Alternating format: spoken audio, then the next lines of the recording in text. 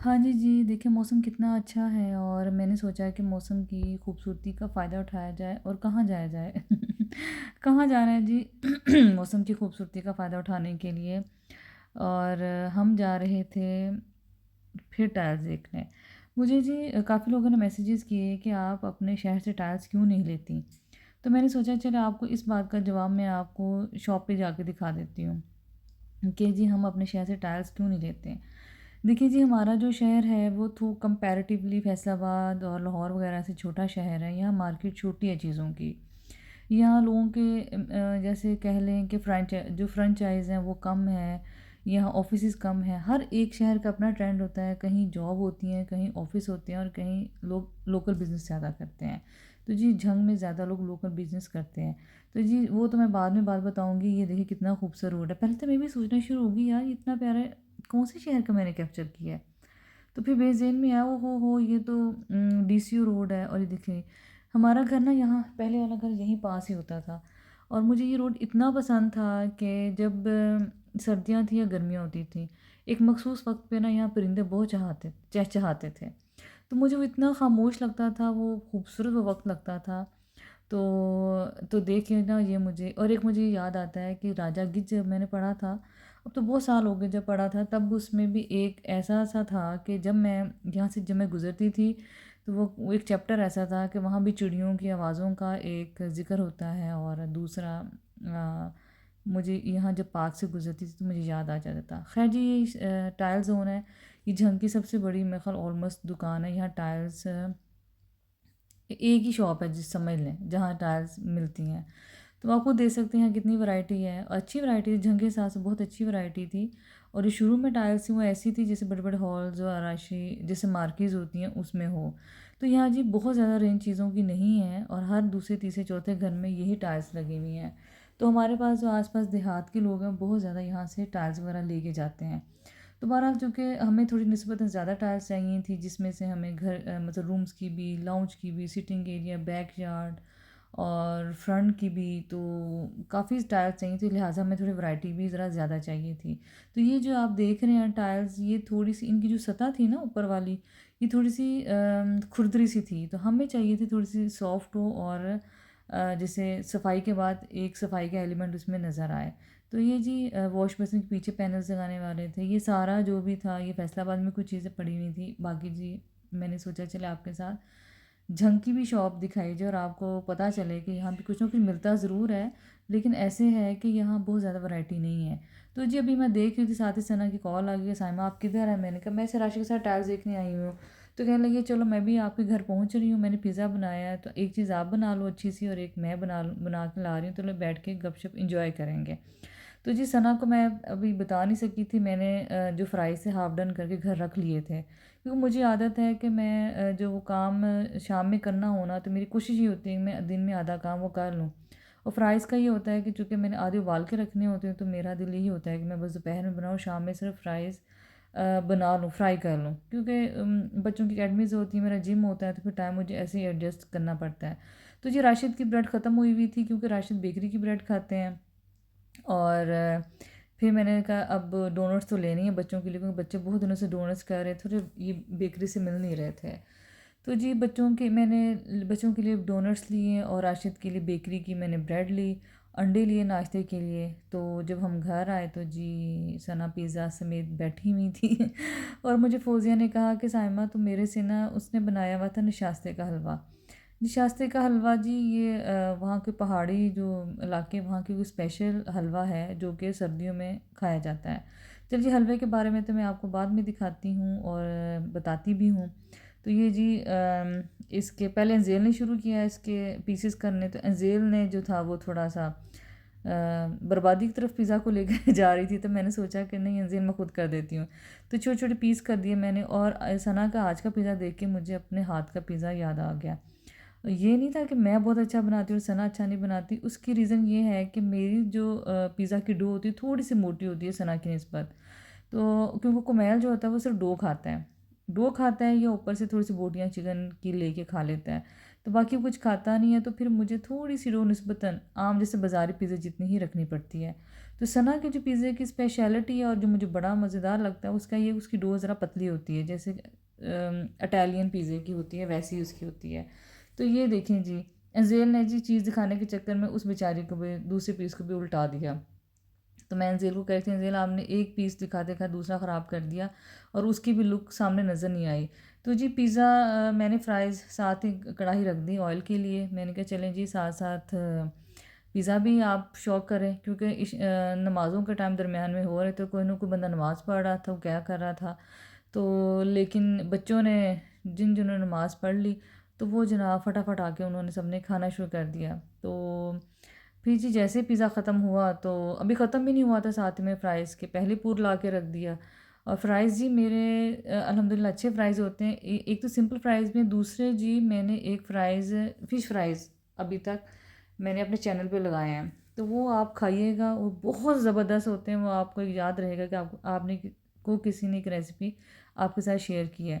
तो जी मैंने दाल वाली रोटी भी बनाई हुई थी, वो भी सना को दी। इत्तेफाक से सना एक दिन पहले आई तो वो मेथी वाली रोटी बनी हुई थी और आज मैंने दाल की बनाई हुई थी, क्योंकि राशिद को ये इस तरह की ना बचपन से आदत है मेथी और बाकी रोटियां खाने की। तो ये जैसे राशिद को ये भी बहुत पसंद है, दाल वाली रोटी, मेथी वाली रोटी, और आगे जी आएंगी मूलियाँ आएंगी उनकी रोटी।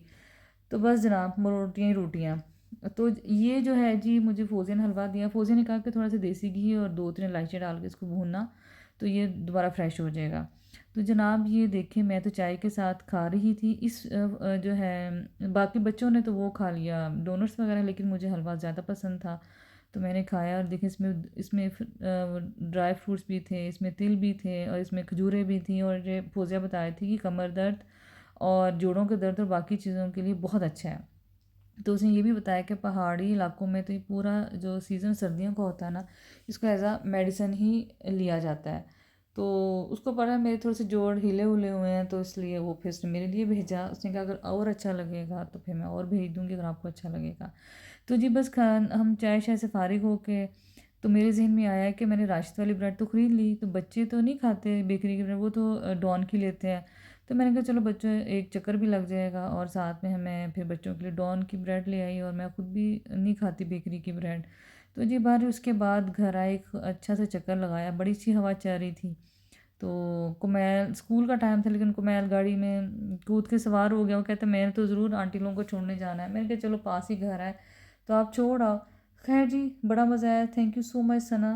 और इतनी प्यारी, एक तो पहले बारिश का मौसम बड़ा अच्छा हुआ था, दूसरा जी आप सबकी आमद हुई, और आपकी आमद भी किसी बारिश सर्दियों में बारिश की तरह ही है, उससे कम नहीं है। जैसे कि सर्दियों की बारिश बहुत अच्छी लगती है, ऐसे ही सना की आमद भी हमें हमेशा ही बहुत अच्छी लगती है। तो जनाब मिलते हैं किसी और व्लॉग में, तब तक अल्लाह हाफिज़। सल्ले अला हबीबना सल्ले अला मोहम्मद। अस्सलाम वालेकुम, वेलकम टू साइमास कॉर्नर। क्या हाल है सबके? उम्मीद है सब ठीक ठाक होंगे। तो आज आप देख रहे होंगे कि आपको वीडियो में क्या चीज़ नज़र आ रही है। तो जी ये आ रही है दाल और ये बाकी सामान। तो आप सोच रहे होंगे कि क्या चीज़ बन रही है। तो हो सकता है बहुत से लोगों ने गेस कर लिया हो कि क्या चीज़ बन रही है। तो जी ये लेफ़्ट ओवर जो दाल होती है ना, ये उसकी रोटी बनेगी। अब सर्दियाँ आ गई हैं तो आलू की रोटी, मेथी की रोटी तो अब मैं आपके साथ शेयर कर चुकी हूँ, और मूली की रोटियाँ होगी, लेफ़्ट ओवर दाल की रोटी। और ये भी मेरी समझ ली ससुराली डिश है और जो मुझे बहुत पसंद है। तो मेथी की रोटी भी जैसे मैं आपको बता चुकी हूँ, वो भी मेरे लॉज में बनती है, और ऐसे ही दाल वाली रोटी भी। तो जी ये जो लेफ़्ट ओवर दाल है उसके साथ मैं आपको बनाना सिखाऊंगी रोटी, और यकीन मानिए बहुत मज़ेदार और सुपर डिलीशियस बनती है। तो जी मेरे पास तो ये मिक्स दाल थी, जिसमें थी माश की दाल, चने की दाल और मूंग मसूर की दाल। और आपके पास जो दाल है आप उसकी भी इजीली बना सकती हैं, बस बहुत ज़्यादा पतली दाल ना हो, ठीक है। तो जी उसके लिए मेरे और इसके अलावा मैंने 1 टेबलस्पून भर के ज़ीरा लिया है, ये भी भुना हुआ ज़ीरा, ये भी मैं हाथ से अच्छी तरह मसल लूँगी। इसके अलावा जी मैंने धनिया लिया है बारीक बारीक काट के, और ये जी 5-6 मैंने हरी मिर्चें ली हैं, लेकिन इनको कूटी में अच्छी तरह कूट लिया है।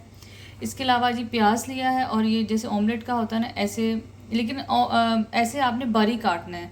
मोटा काटेंगे तो वो जब रोटी बेलेंगे तो उसमें से ये निकल जाएगा और रोटी भी टूट जाएगी।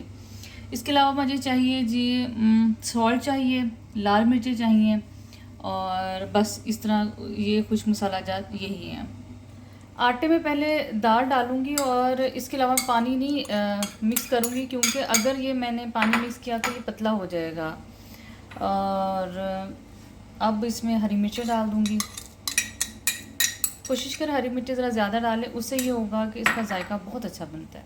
ये प्याज भी मैंने डाल दिए हैं और हरा धनिया।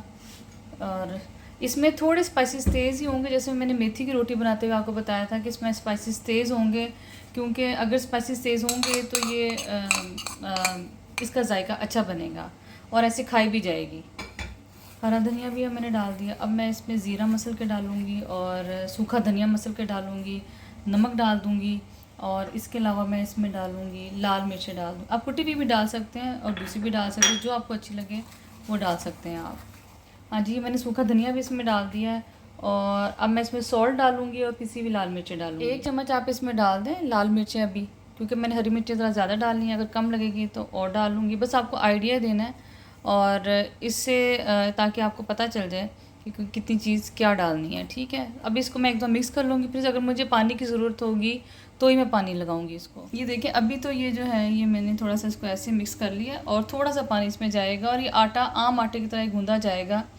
बहुत सॉफ्ट मत इसको गूँधिएगा, नहीं तो ये कंट्रोल ही नहीं होगा। बस दरमियाने से थोड़ा सा हार्ड होगा, ज़्यादा नहीं। जैसे आप घर का आटा गूँधती है ना, तकरीबन ये वैसा ही होगा, आपको आइडिया हो जाएगा अगर आप आटा गूँधेंगे। हाँ जी, मैं आपको दिखाने के लिए कि मैं सॉल्ट और इसमें लाल मिर्चें और डाल रही हूँ।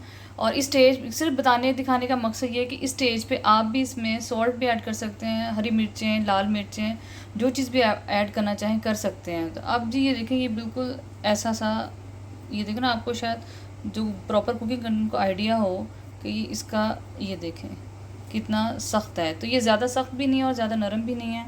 तो बस अब इसको गूंद कर फाइनल मैं आपको लुक इसकी दिखाती हूँ। हाँ जी, ये जी आटे की फ़ाइनल लुक है। अब इसके बाद मैं रोटी भी बना के आपको दिखाऊंगी कि कैसी बनेगी।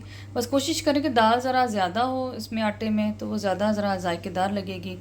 आटा थोड़ा सा कम ही हो। तो ये देखो करीब से मैं आपको दिखा रही हूँ कि ये ऐसी सी होगी, ठीक है जी। मैं आप इसको थोड़ी देर के लिए फ्रिज में रखूँगी और जब बनाऊँगी तो मैं आपको दिखाऊँगी कि ये रोटी कैसे बनती है। हाँ जी, मीडियम साइज़ का पेड़ा लेके ये मैंने रोटी बनाई है और ये देखें, आपको इतनी, जैसे आम रोटी जितनी होगी इतनी ही बारीक होगी। ज़्यादा बारीक इसको मत कीजिएगा, लेकिन आम रोटी जितनी ये बारीक होगी। अब जैसे तवा थोड़ा सा गर्म होता है तो मैं इस पर डालती हूँ। थोड़ा थोड़ा होना शुरू हो गया। हाँ जी, ये देखिए मैं आपको यहाँ से भी बारीकी दिखा देती हूँ रोटी की। रोटी मैंने डाल दी। अब हल्का सा इसका एक तरफ से सिकता है तो मैं दूसरी तरफ इसको टर्न करूँगी। ये देखिए एक तरफ से रोटी सीख गई है और हल्की सी, अब मैं दूसरी तरफ से हल्की सी सेकूँगी, उसके बाद इस पर ऑयल लगाऊंगी। अब मक्खन देसी घी कुछ भी लगा सकते हैं, मक्खन वाली बहुत अच्छी लगती है। मक्खन वाला ये होता है कि जैसे जैसे ग्रीसी सी एक नज़र नहीं आ रही होती, वैसे से ऑयल की लगाऊँ तो हल्की सी ग्रीस नज़र आती है। तो मक्खन वाली में एब्जॉर्ब हो जाता है, तो लिहाजा वो इतनी कैमरा में आपको शायद नज़र ना आए इतनी। हल्का सा ये सीखता है तो फिर मैं आपको घी लगा के दिखाती हूँ। ये एक सीख गई। अब मैं इस पर हल्का सा ऑयल लगाऊंगी और दोनों तरफ से लाइट सी गोल्डन कर लूँगी। असल में ये जो रोटियां होती हैं ये ज़्यादा ऐसी ही लगती हैं कि थोड़ा सा इनमें ऑयल ज़्यादा ही अच्छा लगता है। तो सादी ये ज़रा इतनी अट्रैक्टिव नहीं लगती, लेकिन बहरहाल बच्चे वगैरह खा सकते हैं इतनी ऑयली। आपने किसी को देनी हो चाय के साथ बहुत मज़ेदार लगती है। चाय, अचार है, इवन मीठा दही आप इसके साथ लें वो भी बहुत मज़ेदार लगती है। बस लो से मीडियम इसका फ्लेम होना चाहिए। ज़्यादा इसका फ्लेम जो है वो तेज़ ना हो, तो ये नहीं तो जल जाएगी। देखिए हल्का सा इसका गोल्डन कलर हो रहा है, तो मैं दोनों तरफ से पका के आपको दिखाती हूँ। ये देखिए स्पैचुला से हल्का हल्का इसको यूँ प्रेस कर लें तो ये होगा कि ज़रा जो इसकी इवन हर तरफ से गोल्डन हो जाएगी। ये देखें ज़रा, असल में कैमरे में इतना क्लियर नज़र नहीं, अदरवाइज़ तो ये माशाल्लाह बड़ा ही गंदमी रोटी है। बहुत प्यारी इसकी शक्ल लग रही है इस टाइम। तो कैमरा वो कमाल नहीं कर सकता जो इंसानी आँख कर सकती है। तो जो उम्मीद है आपको हल्की फुल्की सी रेसिपी अच्छी लगेगी। लेफ़्ट ओवर दाल का से रोटियां या कैसे रोटी बनाई जा सकती है। और इंशाल्लाह नेक्स्ट भी जो जैसे जैसे मौसम बदलता है, मूली आएगी, आलू आएंगे, मैं इंशाल्लाह उसकी रेसिपी भी आपके साथ शेयर करूँगी। तो हल्का सा यूँ दबाने से एक तो थोड़ी सी रोटी क्रिस्पी हो जाती है, दूसरा इसकी शक्ल भी बहुत हर तरफ से देखें बैलेंस हो गई है, परफेक्ट हो गई है। जो इंशाल्लाह ताला जी मिलते हैं आपके साथ किसी और रेसिपी में और व्लॉग में। तो ये जी ये रोटी रखी है मैंने, सुमैया ने जो मुझे दी थी। वो लोग, हम तो पंजाबी में छाबी कहते हैं और वो लोग छब्बी कहते हैं मेरे ख्याल में। थैंक यू सुमैया, ये देखें कितनी प्यारी लग रही रोटी पड़ी हुई है इसमें।